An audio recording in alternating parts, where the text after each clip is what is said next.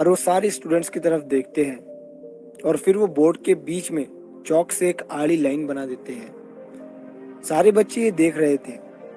तभी सर बच्चों की तरफ देखकर बच्चों से कहते हैं कि बच्चों, ये जो मैंने बोर्ड पर आड़ी लाइन बनाई है, क्या इस क्लास में कोई ऐसा बच्चा है जो इस लाइन को बिना मिटाई ही छोटी करके बता सके? ये सुनने के बाद सारे बच्चे सोच में पड़ गए और अलग अलग तरीके से अपना दिमाग लगाने लगे। सर एक चेयर पर बैठ गए और बच्चों को आधे घंटे का टाइम दे दिया।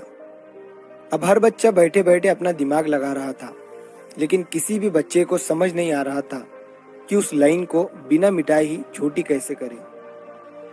तभी उन सारे बच्चों में से एक लड़का उठकर आता है और वो बोर्ड के पास आकर खड़ा हो जाता है और वो उस लाइन को देखकर सोचने लग जाता है।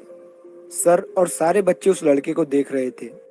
तभी उस लड़के ने चौक उठाया और उस लाइन के ऊपर उससे बड़ी एक और लाइन बना दी। अब वो लाइन उस दूसरी लाइन के कंपेयर में छोटी हो गई थी। अब कोई भी इंसान उस पहली वाली लाइन को देखकर ये कह सकता था कि वो लाइन छोटी है। इस तरह से उस लड़के ने उस लाइन को बिना मिटाए ही छोटी कर दिया। सर ने उस लड़के की तरफ मुस्कुराते हुए देखा और उसे शाबाशी देते हुए वेरी गुड कहा।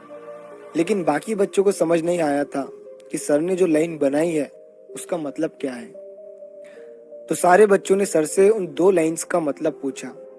तभी सर ने बच्चों की तरफ देखकर कहा कि बच्चों, तुम आगे जिंदगी में जो भी बनोगे या जो भी काम करोगे तो तुम्हें हर काम में तुम्हारा कॉम्पिटिटर मिलेगा।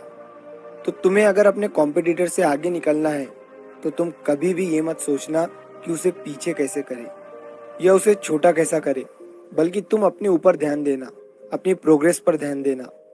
इससे वो खुद ब खुद पीछे छूट जाएगा, वो खुद ब खुद छोटा हो जाएगा। तो अगर आप इस कहानी को और भी लोगों